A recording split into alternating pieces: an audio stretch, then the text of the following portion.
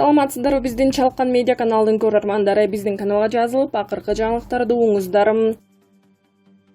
Финпол Тайырбек Сарпашевден үйүн тинтүүгө алды. Тергөөгө ылайык 2016-жылы президенттин аппаратынын кызматкерлери, мамлекеттик каттоо кызматынын жетекчилиги, судьялар жана сот тутумунун өкүлдөрү соттун чечимдерин жасалмалаган. Экономикалык кылмыштуулукка каршы күрөшүү кызматы Тайырбек Сарпашевден үйүн тинтүүгө алды. Бул тууралуу ишенимдүү маалымат булагы кабарлап, видео жөнөттү. Буга чейин Финпол мамлекеттик кызмат, сот тутуму жана бир катар мекемелердин жетекчилери катышкан коррупциялык схеманы аныктаганы айтылган. Тергөөгө ылайык 2016-жылы президенттин аппаратынын кызматкерлери, мамлекеттик каттоо кызматынын жетекчилиги, судьялар жана сот тутумунун өкүлдөрү соттун чечимдерин жасалмалап, Максим Бакиевке жакын кишилердин мүлкүн камакка алуу чечимин жокко чыгартышкан. Алар муну менен ишканасынын кызыкчылыгын көздөшкөн. Аталган факты боюнча Жаза кодексинин 319-беренесинин 1-бөлүгү коррупция боюнча кылмыш иши козголгон. Белгилей кетсек, Тайырбек Сарпашев 2015-2017 жылдары мамлекеттик каттоо кызматын жетектеген.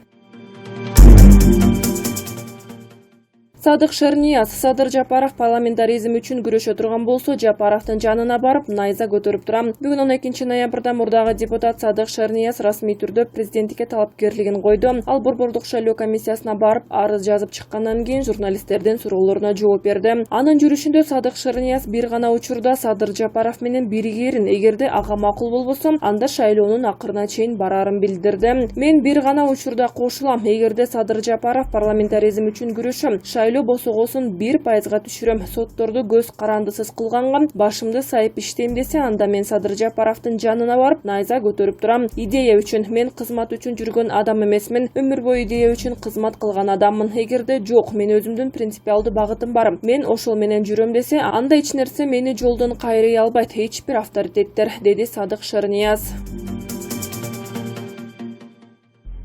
Бүгүн блогер Эльмир Сыдымановдун соту болот. Бүгүн 12-ноябрда Бишкектин Октябрь райондук сотунда блогер Эльмир Сыдымановдун ишине байланыштуу соттук отурум уланат. Бул тууралуу жогорку соттун басма сөз кызматынан кабарлашты. Белгилей кетсек, буга чейин Сыдымановго карата психиатриялык, экологиялык, лингвистикалык комплекстүү экспертиза жүргүзүү чечими кабыл алынып, сот анын жыйынтыгы чыккандан кийин улана турганы айтылган. Кошумчалай кетсек, Эльмир Сыдыманов Инстаграмда Сыдыман деген ат менен белгилүү. Ал Жаза кодексинин 313-беренеси расалык, этностук, улуттук, диний же региондар ортосундагы кастыкты козотуу боюнча 17-февралда камакка алынган болчу. Блогердин камалышына буга чейин Инстаграм баракчасы аркылуу түз эфирге чыгып, түндүк түштүк маселесин козгоп, анын айткандары коомчулукта нааразычылыктарды жараткан себеп болгон. 18-февралда Бишкектеги номер 1-тергөө абагына камалып, 28-февралда үй камагына чыгарылган.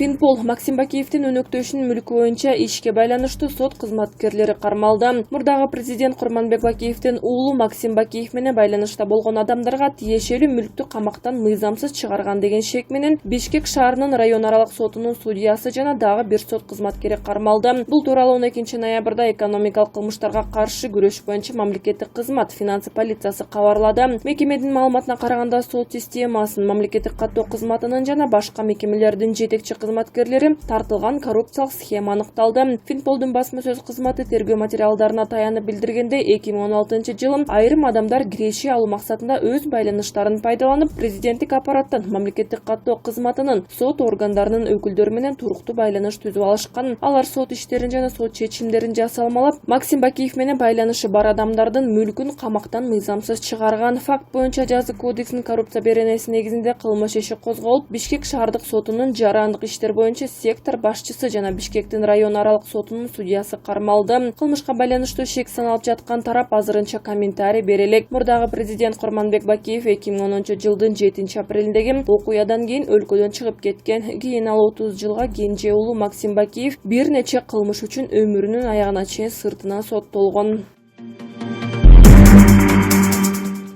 Адахан Мадумаров: баарына жаккандай, мен жаш кыз эмесмин. Президенттик ат салып жаткан талапкер Адахан Мадумаров өзүн америкалык экс-президент Трамп менен жаңы Джо Байденге салыштырмалуу жаш жигит экендигин ачык айтты. Бул тууралуу ал Россиянын Москва шаарында өткөн маалымат жыйынында журналисттерге билдирүү кылган. Маалыматта жыйынга Кыргызстандын жарандары жана Россиянын журналисттери катышып, бир топ суроо жооптор болгон. Кызыгы, жыйындын жүрүшүндө журналист айрым булактарга таянып, сизди шайлоо башталганда эле мигранттар менен жолго калат дешүүдө деген суроол узаткан. Бул суроого Адахан Мадумаров: мен жаш кыз эмесмин, баарына жаккандай деп жооп берген.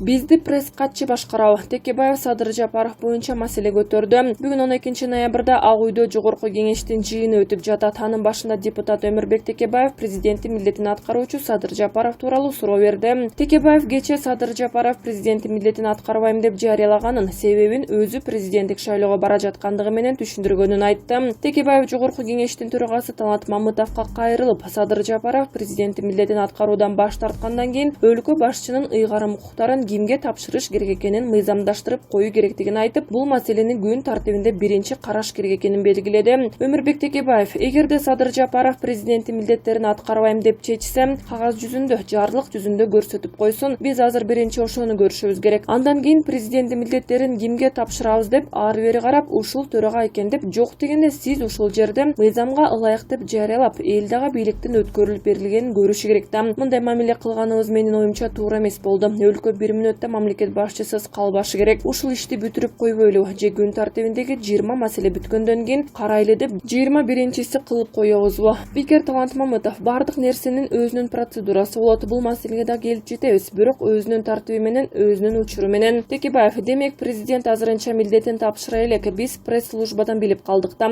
Каяшада билдирүүдө ошонун оозу менен айтылып жатат. Президенттен расмий кабарды качан алабыз? Ошону эле айтып койсоңуз, ким башкарат бизди? Пресс катчыбы же президентпи? Талант Мамытов: менимче президенттин милдетин аткарып жаткан Садыр Нуркожоевич бүгүн расмий билдирүүсүн билдирет. Бул боюнча шашпай турсак, анан кезеги келгенде маселени чогуу карап чечим кабыл алабыз. Садыр Жапаров президенттик кызматын тапшырды. Президенттин милдетин аткаруучу премьер-министр Садыр Жапаров баш мыйзамга ылайык президенттик кызматын өткөрүп берип шайлоого аттанды. Жапаровдун элге кайрылуусу. Урматтуу кыргызстандыктар, барыңыздарга белгилүү болгондой, 15 ноябрда Кыргызстандын президентин шайлоого катышуу үчүн талапкерлерди каттуу аяктайт. Мындан улам Кыргызстандын президенттигине талапкерлигимди коюу үчүн шайлоого аттанып, президенттин милдетин аткаруу ыйгарым укугумду тапшыруу чечимин кабыл алдым. Мен бул чечимди кабыл алып жатып, буга чейин президенттин милдетин аткаруучу жана өлкөнүн премьер-министригине менин талапкерлигимди колдогон бардык саясий күчтөргө ыраазычылыгымды билдирем. Айрыкча мени колдогон бардык тарапташтарыма, өлкөдө түзүлгөн оор кырдаалда туруктуулук үчүн мага жардамын аябаган жалпы кыргызстандыктарга башымды ийип таазим этем. Сиздердин жардамыңыздар менен бийликти легитимдештирүү ишибизди көпкө создуктурбастан аягына чыгара алдык. Рахмат. Өлкө укуктук талаага түштү. Учурдан пайдаланып мыйзамдуулуктун өкүм сүрүшүнө, мамлекетибизде туруктуулук орношуна салым кошконум, ошондой эле менин талапкерлигимди колдогон бардык саясий күчтөргө, анын катарында өлкөбүздүн келечеги, биримдиги үчүн биринчилерден болуп кол сунган саясатчы Өмүрбек Бабановго жана анын тарапташтарына чоң рахмат. Ошондой эле саясий амбициясын эмес, өлкө кызыкчылыгын өйдө коюп, менин Нарын облусундагы штабымды жетектеп берүүгө макул болгон Алмамбет Шыкмаматовго рахмат айтам. Ошону менен катар Кыргызстаныбыздын өнүгүшүнө багытталган бардык демилгелер боюнча кайсы саясий күчтөр болбосун, баарына ачык экенимди дагы бир жолу белгилейм. Бизге бүгүн сүйүктүү Кыргызстаныбызды көп жылдык туташ кризистен алып чыгууга тарыхый мүмкүнчүлүк берилди. Бул мүмкүнчүлүктү колдон чыгарбайлы. Жашасын Кыргызстаныбыз, деп жазылат Жапаровдун элге болгон кайрылуусунда. Ал эми президенттин милдеттерин жогорку кеңештин төрагасы Талант Мамытовго жүктөлөт. Туйгунал Абдраимов президенттик шайлоого аттанууда. Оор салмактуу саясатчы Туйгунал Абдраимов президенттик шайлоого аттанганы калды. Саясий элитадан, кадыр барктуу аксакалдардан сунуш түшкөнү, ошого катар электораты да колдоо алганы жашыруун эмес. Бир эсе Россиядагы үлкөн байланыштарда Кыргызстандагы туруктуулук үчүн Туйгунал Абдраимовду колдошору алдыртан байкалууда. Жет өлчөп биргескен каарманыбыз буга чейин саясий кырдаалды таразалап келгени, чукуларда БШКга арыз берүүгө камынганы да ырас. Эмесе аламанга Туйгун байке аттанса, саясий карталар кыйла бузулуп, чоң бурулуштарга күбө болмокчубуз. Ак үйдүн тосмолору жашыруун сатыла баштады. Ак үйдүн короосунан алынган темир тосмолор металл алган жайларда сатыла баштады. Бул тууралуу Бишкектин тургуну кабарлаганын Вести Кейджи сайты маалымдады. Анда айтылгандай, аталган фактыны укук коргоо органдары иликтей баштаган. Бул жакында эле алынган ак үйдүн тосмосу таза бийлик эмне кылып жатат деп суроо салган Бишкектин тургуну.